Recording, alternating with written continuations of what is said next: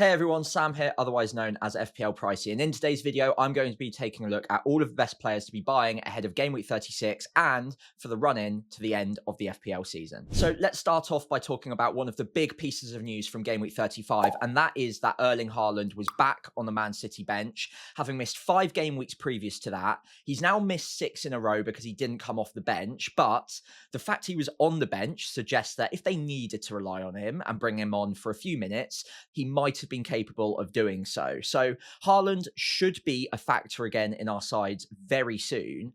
And when you look at the next fixture up, it's going to be tempting for a lot of people to try and get there, especially if you're chasing and especially if you're quite bullish on the minutes you expect him to get in Game Week 36. That is against Southampton, obviously already relegated, tied with Derby for the worst Premier League season of all time at the moment. And Man City are in actually pretty good form. They're still fighting for a Champions League place. They've still got things to play for, and Haaland being back is obviously going to bolster them. Now, I think a lot of this depends on how much you're chasing and also how you read his expected minutes in Game Week 36. Because whilst Haaland being back for the Premier League fixture against Southampton would be great, they will definitely have one eye on having him fit and ready for the FA Cup final the following week in Game Week 37. Now, Game Week 37, obviously, they've still got Bournemouth. That will now be played after the FA Cup final, so in the midweek after Game Week 37. So Man City have a run-up that looks a little bit like this. They've got Southampton in Game Week 36 on the weekend, then a full week break up until the FA Cup final on the following Saturday, and then they'll play in the midweek against Bournemouth. So I would imagine that that Southampton game is the perfect time to give Haaland some minutes to get him up to match sharpness ahead of the FA Cup final. I think it would be brave to want to start using him in the FA Cup final. Having been out for over a month now, he'll want to build up a bit of match sharpness. Minutes in the legs will be very helpful for him. And Southampton's got to be an opportunity to do so. I think the big question is, do we think he starts that game? And given how Man City have been playing recently, I honestly would not be surprised if he was given half an hour, maybe even 45 minutes off the bench, just to bring him up to a bit of speed when it comes to match fitness. Marmoush has been playing okay through the middle. He's kind of drifted into the pockets of space on the wings here and there, so he hasn't really been maintaining that centre-forward role that Haaland has. But the system is generally working pretty well. They're in good nick at the moment, and do they want to force him back quickly in a game that, let's face it, they should win at a canter, just for the sake of giving him 90 minutes? I'm not sure they do. It's definitely a risk, but if that risk were to pay off and he started that game against Southampton, the payout for anyone who went there and was brave enough to do so could be massive. He could be a captaincy shout, and of course it could have repercussions for Marmoush owners, and there are a lot of us out there at the moment. I think the other thing to note here is that even if Haaland does start, one, it's not easy to necessarily just bring him into your FPL side. He's 14.8 million. None of us really have 7-8 million spare ready to go. The one player that could come out of our sides, because he's, let's face it, not in great form, is Mo Salah. But that in itself would still be a brave call. He's still going for different records, individual records now for the season. I don't think he gets rotated much, and I still think he's gunning for it. They did look a little bit lethargic against Chelsea, and Salah didn't have much to shout about in that game. But to sell Salah, probably for a lot of you as a part of a hit to get to a player that might not even start against Southampton, that's going to be pretty risky. If you're chasing and if you're bullish on the minutes, then I say absolutely it can make sense. But I'm not confident enough that he starts that Southampton game that for me it's worth it. And also, it could be a transfer down the line as well, back out, because what does his minutes look like against Bournemouth? If he plays the FA Cup final and he plays 90 minutes in that one, is he going to start a few days later against Bournemouth? Possibly, it could happen, but he also might maybe get rotated back out and rested again, because it's been a while since he's been back in the fold. So Haaland, obviously, massive upside there. The data's great, the goals are great, everything about him is good if he starts that game. But as it stands right now, unless we get word from Pep, which we might do, I reckon he gets 45, maybe 30 off the bench and builds up the match fitness a little bit against Southampton. And the second point I wanted to make on Marmoush is that it's not necessarily one or the other. It doesn't have to be Marmoush through the centre or Haaland through the centre. Marmoush was still playing when Haaland was around, and he was playing in a more of a inside forward role, and that actually suited Marmoush pretty well. So I think even if Haaland does come back and you're bullish on the minutes, that doesn't make Marmoush a terrible option overnight. He probably loses penalties if he ever had them in the first place, and the data will probably regress a little bit because he won't be occupying those central spaces, but he's still a good option. And for the price point he's at, under half the price of Erling Haaland, I don't think he's a sell. In fact, I would go as far as to say that on both, I would just keep your powder dry, wait on it. Southampton is a tempting fixture for Haaland, but I don't think I'll personally be going there. Even if we get absolute confirmation that he definitely starts that game, it would be a -4, maybe even a -8 for me to get there. So I don't know if the payout is going to be worth it for me personally. If you can get there and you're very bullish on the minutes, more bullish than I am, then fair enough, the upside does exist. But for me, I think I'm probably going to avoid. So the other Man City player that will be taking up a lot of people's thinking this week will of course be Kevin De Bruyne. We know the fixture is great, and of course, he scored the winner against Wolves. The minutes over the season have not been fantastic. In fact, he's been in and out of the side fairly regularly. But given that these are his last 3 Premier League games with Man City, including that home game against Bournemouth, you would imagine it would be quite harsh not to include him in the side in that game, considering it's his last game at the Etihad as a City player. And then Southampton a week before the FA Cup final, and Fulham game week 38 would be his final game as a Man City player. I think it's actually getting more and more likely that he does in fact get good minutes across all 3 of these fixtures. I think if they were going to rest him, Southampton is probably the one they'd do so, because you'd imagine he's in line to start his final home game at the Etihad against Bournemouth. And obviously only a few days before that, they've got the FA Cup final as well. He's still an important player and they'll want him fresh for that. So if he was going to get a rest, it's probably likely to be Southampton he would get one. But again, it's a week before the FA Cup final. So I don't think rotation or rest is necessarily even on the cards. I don't think Man City need to worry about that. They might be a little bit worried about getting a player injured, but they do still need the 3 points. They're in a massive Champions League race at the moment, so they can't afford to slip up. And even though it is Southampton, there's almost no chance in the world that they do slip up. Pep won't see it like that. He won't be dealing with that fixture as a friendly. He will want his best 11 out. So Kevin De Bruyne, I think the minutes are likely to actually be pretty good in all 3 of these games. You might get an early sub against Fulham or Bournemouth, again, going off to a round of applause kind of thing. Or maybe the inverse happens where he comes on for 30 minutes against Fulham in the final game. But I think generally as a short-term punt, I don't mind it. The data so far this season has been okay, but nothing outstanding, not by his standards anyway. But again, it's more about the romance of the pick, I think, than anything else. And if you are going to go there, you're backing him to go out on a bit of a high note for Man City. And of all the Premier League players over the years who could do so, he's right up there with the very best. So Kev, who might be even a little bit angry or a little bit bitter at not being offered that contract at Man City, possibly he's got a bit of a point to prove that he can still do it at this level. It looks like he's raising his game. So I don't mind it with Southampton up next. There is always the minor chance that there's a rest or a rotation in any of these fixtures because it is Pep and it is Man City.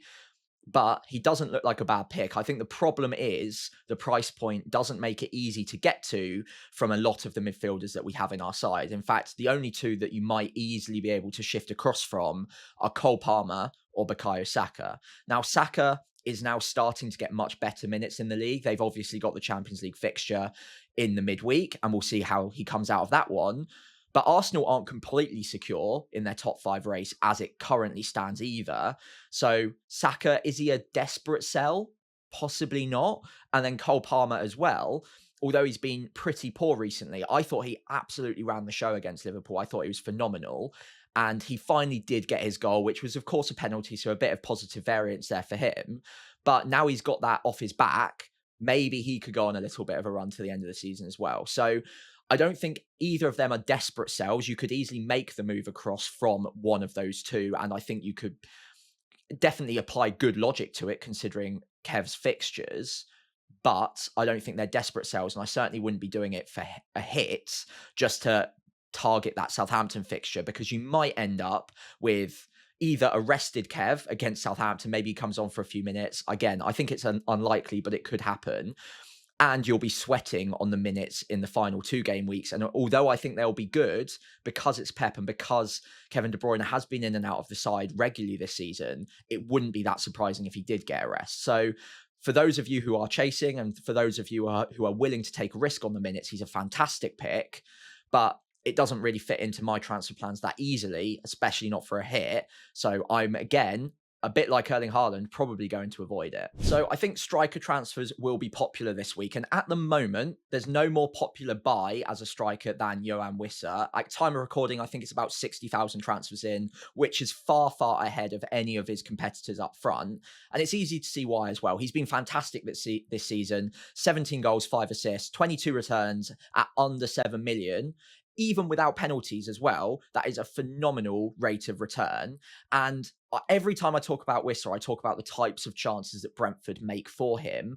And it is consistently very big, very good chances. They've got a system that maximizes the XG from every single chance. They don't take loads of shots, but the shots they do take tend to be in really good positions in central areas that have a good chance of having an outcome of a goal. And Wissa is the one occupying those central areas. And you can see it in the underlying data. 0.55 XG per 90 is far beyond his competitors at Brentford, like Schade, like Mbermo as well. It's by far the best, and it's better than a lot of the competitors that we're going to look at in the forward areas this week as a transfer in.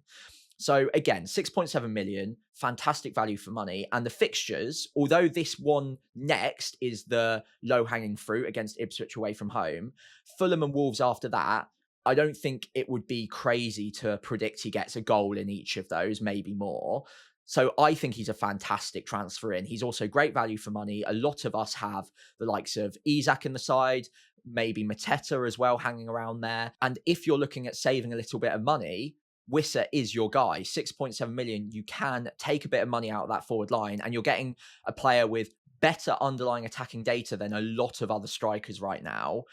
And with a great fixture against Ipswich, who are already down, who are farming big chances at the moment. And Brentford have won a few on the bounce. They're still in the European race. So they are right up for every single fixture.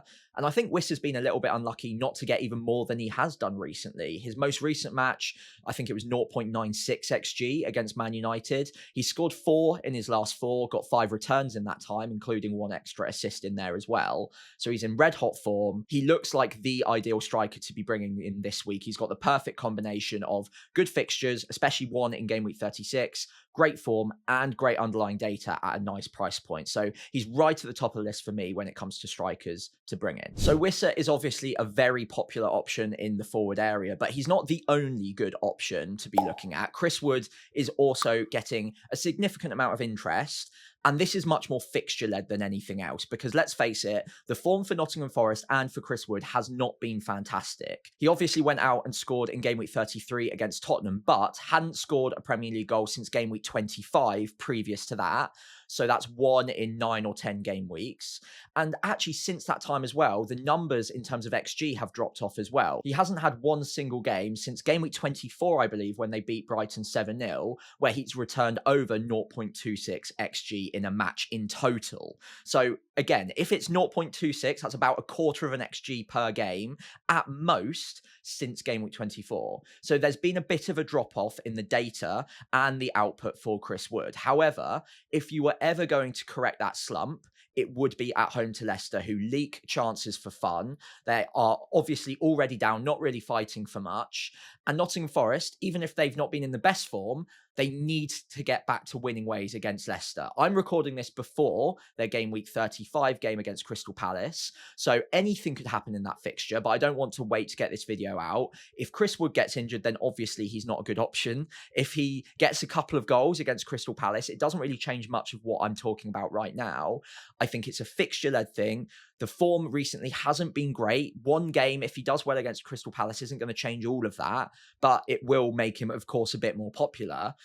But it's still good fixtures. At the end of the day, you've got Leicester, West Ham, Chelsea. Chelsea's not a great fixture, but Leicester and West Ham absolutely are. So if you're a fixture-led manager or you back them to come good, now that they're not in the FA Cup anymore, they're just focused on these 3 specific fixtures to get them European football, to get them Champions League football potentially. They're going to throw everything at it. Chris Wood has had a fantastic season for Nottingham Forest. Even if it has dropped off a little bit, it's still a great season. The data's not bad. It's not quite as good as Wissa's, but it's still absolutely fine. And the next 2 fixtures, I would say, pound for pound, are probably ever so slightly better than Brentford's and Wissa's. He's ever so slightly more expensive, but again, they're fighting for a higher competition than Brentford, so theoretically they're a better side and they've got slightly better fixtures. So Chris Wood will be popular. He's already been brought in by a lot of managers, not quite as many as Wissa's, but it's more of a fixtures play than a form play as it stands. Let's wait and see how the Crystal Palace match transpires tonight, but that's not going to change too much barring some sort of injury in terms of the way I'm thinking about him. A quick word on a few different Nottingham Forest attackers, because the fixtures are really good. You could look at some differentials in midfield. Anthony Elanga, I don't mind, but the minutes have been pretty shaky. The form's dropped off as well. He got 90 minutes in the previous game week against Brentford, but before that, it was 45, 31, 45. So the minutes were pretty shaky. So I'm not sure I would massively confidently be buying him in because we could get an early sub. He might even come off the bench. Nuno does mix things up tactically depending on the opponent, so it's possible. Or you could look at Morgan Gibbs-White. The minutes are much more secure, but he hasn't got an attacking return. Again, at time of recording, it's before the Palace game in the previous 5 matches in the Premier League. So again, the form's dropped off a little bit. You're definitely backing the fixture more than anything else with any Nottingham Forest player right now. I think if I was to pick one, it would be Chris Wood because he can easily transfer in ahead of some of your other striker options that you might already have in your side. Whereas with midfielders, I don't think it's quite as easy to make the sale. But again, if you wanted to go for a bit of a punt on the X minutes, then Elanga could be your guy. If you're a little bit more conservative, then Morgan Gibbs-White is much more likely to be getting 90 minutes, but the data's not quite as good. A quick word on Jarrod Bowen, because he's another player that has been pretty popular as a transfer in over the last few weeks. We've talked about him a fair bit on this channel, so I won't run over why he's a great FPL asset at length. But another goal against Spurs, a 9-pointer from him. So well done to anyone who did buy him. Obviously cashed in there. Possibly a little bit unlucky not to get more. There was a big chance missed in there that could have obviously given him a fair few more points. But the ownership is climbing. It's still pretty differential at just 11.4%. I think around the top 10k, it's something like 30%. So not massively differential anymore, but still gains to be made. And the next 3 fixtures are very good. Man United, who are definitely all the eggs in a European basket right now. They're not looking at the Premier League whatsoever. They massively rotated in Game Week 35. I don't think they'll do quite the same in Game Week 36, but they could be a bit knackered. And they might have their one eye on a European final by this point. So that's not a bad fixture. Nottingham Forest after that, their defensive data has really fallen off. So I'd back West Ham to maybe get a goal or 2 in that. And then Ipswich in Game Week 38 is obviously a fantastic fixture. So the fixtures are good. West Ham as a team are not looking too fantastic right now, though, it's fair to say. Bowen has been the shining light despite that and is still consistently returning, which has been Bowen's style pretty much all the way through his career as a West Ham player. Even if West Ham haven't been great, he has still been Mr. Consistent. 10 goals, 10 assists this season, 20 attacking returns, and he's barely been owned by anyone up until this point all season. He's just a very reliable pick. Not high on the upside, I think it's fair to say. He rarely returns 2 or 3 times in a game, but he does consistently return once a game. And I think if you can get a return out of each of these next 3 games, that's absolutely fine. West Ham fans cannot wait for the end of the season because it's been a pretty frustrating few months for them. But in all of that, we're looking at an FPL player here. It doesn't matter that much whether West Ham win these games. It just matters whether or not Bowen gets points in these games. And I can see him getting at least an attacking return in each of these 3 games. He's so talismanic for them, has been returning very consistently, and he's not at a bad price point either. So for me, I still think he's a transfer in. The Tottenham game was obviously low-hanging fruit. I think Man United will be a little bit more difficult. but then it's still not a bad batch of 3 fixtures. So for me, he's still a good transfer in. I don't think we need to talk about him too much more than that. I don't think he's a must buy, but if you're looking for a midfielder under 8 million and you've already got someone like a Bruyne and Burmo in there, then Bowen is probably your next go-to guy. So wrapping up today's video with an ultra differential who is being bought by a fair few managers this week, and that is Kevin Schade, who has been largely overlooked this season, but has trotted along fairly decently with 14 attacking returns, 10 goals now, including 2 obviously in game week 35 against Man United, which has obviously brought forward a lot of interest in the player. 5.1 million and playing as a midfielder in FPL, out of position as a striker on the left wing for Brentford. And we've already talked about the fixtures for them. They're not bad. Obviously, Ipswich is a fantastic fixture. So if you're going to buy him, it's probably to buy him now, because once that's out of the way, game week 37, 38, they're fine. But I wouldn't say that it's worth ripping up your team to bring in Schade for Fulham at home, followed by Wolves away. Now, Brentford, obviously, their tails are up. They're in good form and they're fighting for a European spot right now. And given these fixtures, I think I might back them to actually make it. They've got obviously an outside shot, but they're good fixtures for them that you can see wins in each of those games. I think Fulham and Wolves won't be easy, but Brentford, again, they're playing well. They've got a great trio up front. And Burmo, we're not talking about today because he's owned by almost everyone at this point. But if you've got Mbeumo and maybe you don't have Wissa or Schade at the moment, I think there's a decision to be made. If you're chasing, then Schade could be an interesting differential there. Possibly you could even triple up on the attack if you back them to score a few in each match. The data's not bad for Schade. The minutes are not as secure as Mbeumo or Wissa, but his XG per 90 is actually ever so slightly better than Mbeumo's. And that's even with Mbeumo having penalties as well. So Schade, although it's a little bit more punty, it's a bit more risky with the minutes, I think over a 3-game week average, he could still fight quite easily against an Mbeumo or against a Wissa. And he comes in at a much cheaper price as well. At just 5.1 million, you can save a ton of money from anyone that you're transferring out. Or you could move across someone like a Jacob Murphy, who got brought off before 60 minutes in their most recent match. So maybe you want to move away from him. Schade could be a very easy transfer in for someone like him. So it's situational. And if you're chasing, then maybe this is going to be a bit more interesting because it's a bit more risky. But again, he's a seriously interesting cog in that Brentford front line at the moment. And although historically the minutes haven't been so good, he's getting more and more important to Brentford, none more so than in the most recent fixture against Man United, of course. So that has aroused interest, but that doesn't make him a bad pick just because he's in good form and people are now looking at him. He's still going to be differential. Most people will be going towards Mbeumo and Wissa if they're not there already, and maybe go with a complete differential that would really benefit your rank if it were to pay off, because almost no one is going to be there. Even if he gets 100,000 transfers in this week, it's still going to be something like 5% owned at best. So he's a major differential that I do like the look of. Note the minutes might not be quite as secure, but over 3 game weeks, can you take a risk on that? For 5.1 million, I think, yes, you probably can if you wanted to. So as we reach the end of today's video, I'd really appreciate it if you could leave a like and subscribe to the channel. And if there are any players that I haven't talked about today, because I'm sure there are plenty that you'd like me to have a word on, do feel free to leave a comment below and I'll try and get back to you before we hit the Game Week 36 deadline.